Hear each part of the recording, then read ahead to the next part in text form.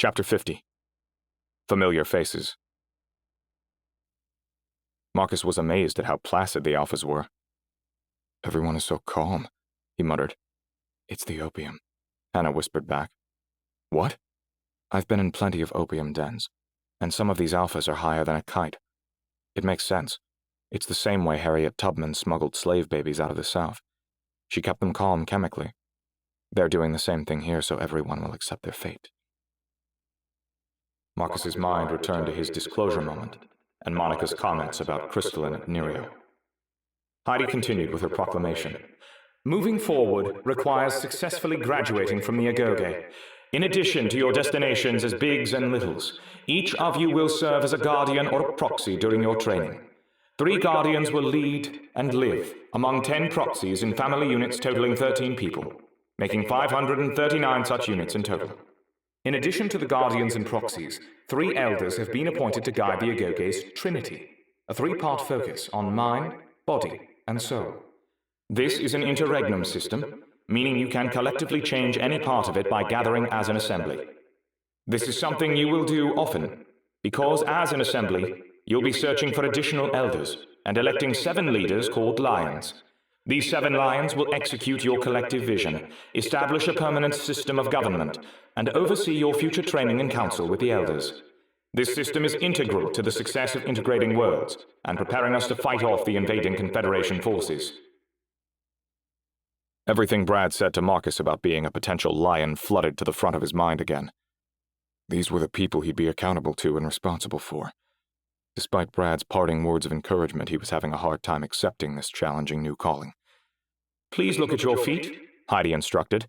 "There, you'll see a custom beacon." Marcus looked at the blue rectangle floating on the ground several feet in front of him. It contained 3 large empty circles stacked like a traffic light. The top circle shows your social designation, each expressed using a unique icon. The middle circle shows your economic designation, which displays whether you're a guardian, proxy, or elder. After you graduate from the Agoge, it will include other icons. The bottom circle shows your political designation, which is tied to your biological age, meaning it will only show whether you're a big or a little, but not the actual number of years. The beacon said Marcus was a guardian little, but without confirmation, the 3rd circle about his social status was unclear. It looked like a lion, Marcus thought. "Time to meet your new families," Heidi clapped. "If your beacon is an arrow, follow it until it becomes a rectangle again. If your beacon is a rectangle now, then stay where you are. Have a delightful time sorting." Marcus's beacon said that his new family would be coming to him. The murmur of all the Alphas lifted his spirits. People started to talk again, motivated by the necessity of moving by one another as they self-sorted into units. The sight of the Alphas churning like a sea hypnotized Marcus, but the sound of sobbing broke the spell. Hannah was on her knees, whispering hastily to her son as tears gushed from both their eyes. "Everything okay?" Marcus asked. Hannah stood and rushed to Marcus, covering her mouth with trembling fingers. "It's telling me to leave." "The arrow is?" "Yes!" Hannah let out a series of hysterical cries. Marcus didn't know what to say. "I can't leave Lucius." "Where's it sending him? Maybe it's taking you on different paths to the same place?" "It's telling him to stay here," Hannah fumed. "And it's sending me away. I can't leave. He needs me." "It's telling him to stay here?" Marcus repeated. "Yes." "Then he's going to be with me." Hannah winced at Marcus's revelation.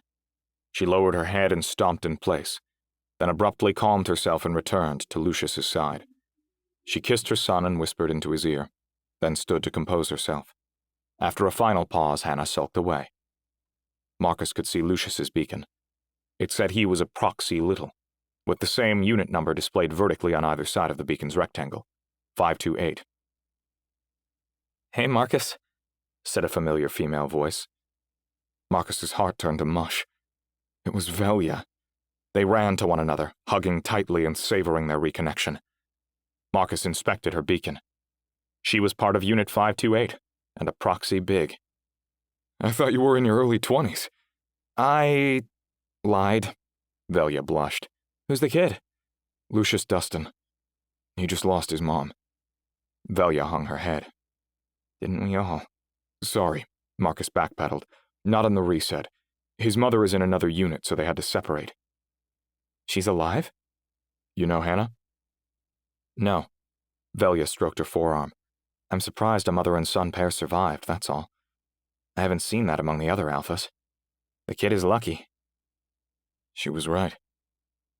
Marcus stared at the sobbing boy as a wave of Antony's advice washed over him. We each have 3 masks.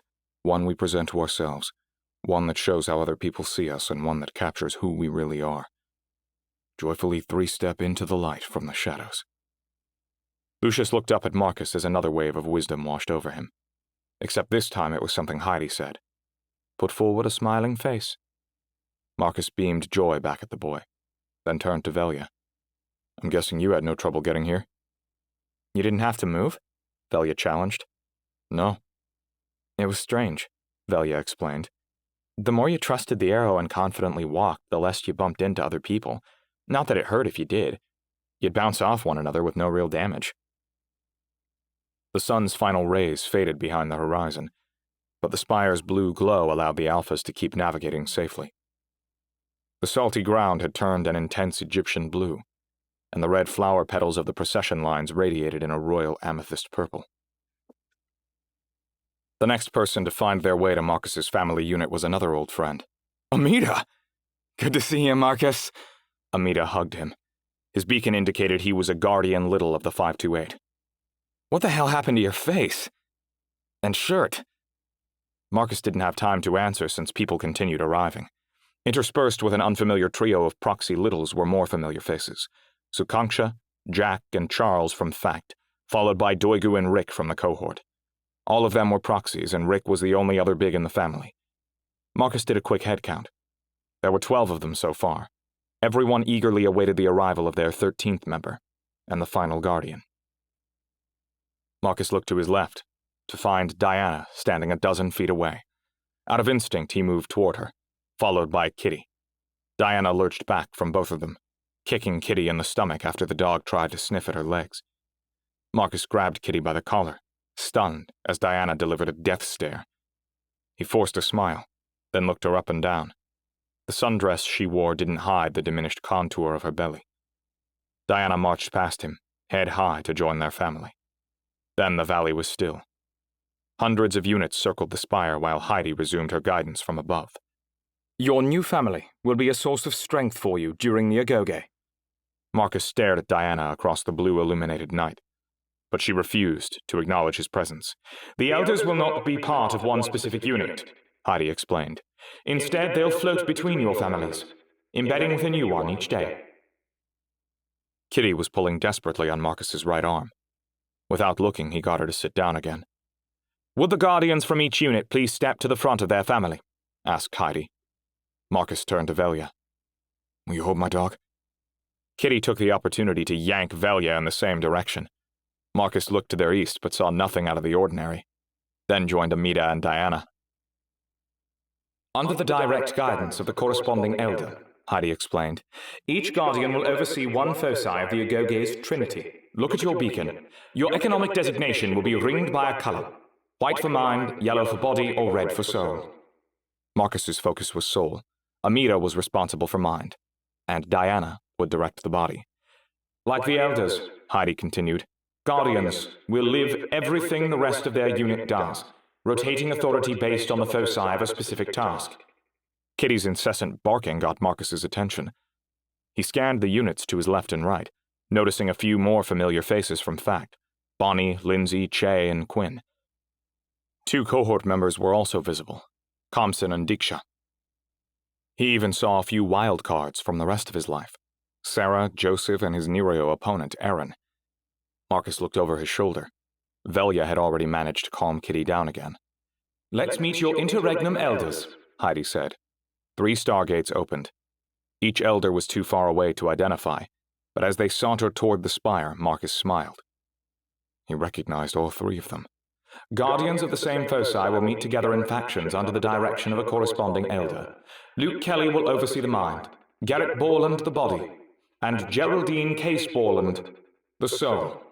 Marcus! Velia screeched. He turned in time to see Kitty blitzing toward the unit to their east. but Marcus's heart fluttered at the sight of a final familiar face amongst their ranks. Antony's. Marcus sprinted toward the adjacent unit. Gasping for air, he inspected each person's face, but there was no sign of his brother. Marcus doubled back, taking his time to examine everyone again. But Antony was nowhere to be found. Kitty returned to his side, and Marcus dropped his head in defeat. This hadn't been a hallucination, he was sure of it.